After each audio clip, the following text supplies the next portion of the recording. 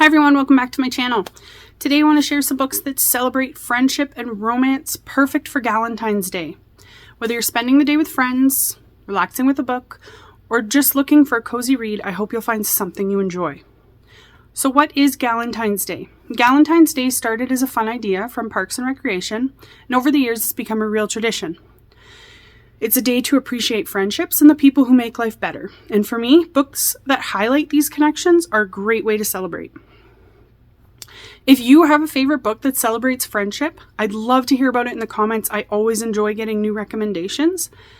And if you like bookish content, feel free to subscribe so you don't miss future videos. So the first book we're going to start out with is The Sisterhood of the Traveling Pants. Now, I lost my personal copy of this book years ago. I have not gotten another one yet, but this is a classic story of lifelong friendship. It follows four best friends who spend their first summer apart but stay connected through a shared pair of jeans. Each of them is going through different challenges, but their friendship keeps them grounded. It's a great read about growing up and staying connected even when life changes. Now, our second book is The Bookish Life of Nina Hill by Abbi Waxman.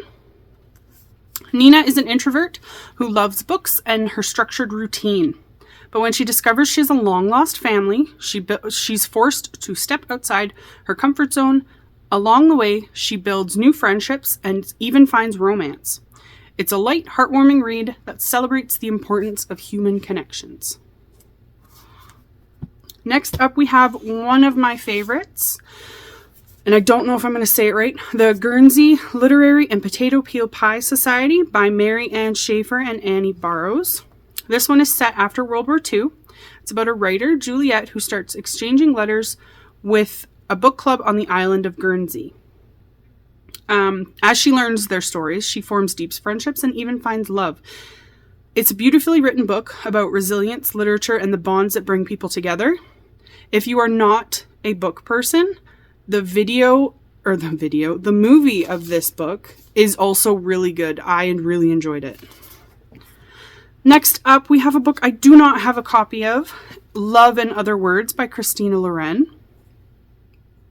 This is a friends to lovers story with a lot of emotional depth. Macy and Elliot were best friends as kids, but something happened that pulled them apart. Years later, they reconnect, and their story unfolds between past and present timelines. It's a great read if you enjoy second chance romances and strong friendships. Next up, we have People We Meet on Vacation by Emily Henry.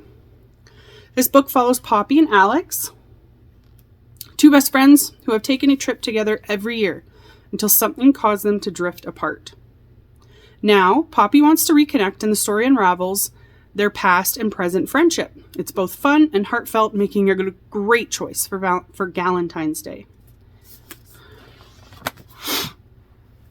And then we have, this one I haven't started this series yet, but I'm really excited to because I think they look adorable.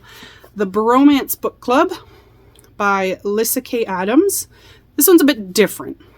It follows a group of men who secretly read romance novels to understand relationships better. The main character, Gavin, is trying to save his marriage, and his friends encourage him to look at romance books for guidance. It's fun and unique, but it also highlights strong male friendships, which isn't something we always see in romance novels. This one looks really cute, and there is a whole series of them that follow the Bromance Book Club. Next up, we have The Ex Talk. This is a workplace romance, but it also features great female friendships. Shay and Dominic co-host a radio show where they pretend to be exes giving relationship advice. It's funny and has a great slow burn romance, but what stands out is the support Shay gets from her friends and colleagues.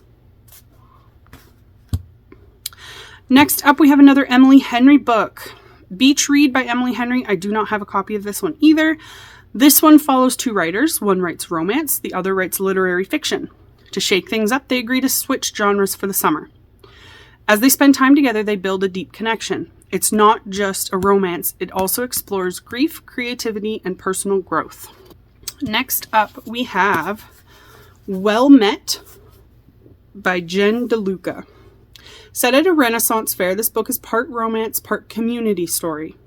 Emily volunteers for the fair and clashes with Simon, who takes his role a little too seriously.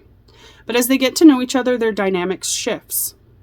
The fair setting makes this one feel extra fun and cozy, and there is a series as well. There is 3 more after this one. And then finally, we have The Jane Austen Society by Natalie Jenner. This book is set in post-war England and follows a group of strangers who come together to preserve Jane Austen's legacy. In the process, they form unexpected friendships. It's a quiet, thoughtful read about how books bring people together. There are so many books that celebrate friendship. If you have a favorite, feel free to share it in the comments. I'd love to hear your recommendations. That's my list for Galentine's Day. Whether you're reading with friends or looking for something heartwarming, I hope one of these books speaks to you. If you found this video helpful, you can subscribe for more book recommendations. Thanks for watching, and happy Galentine's Day!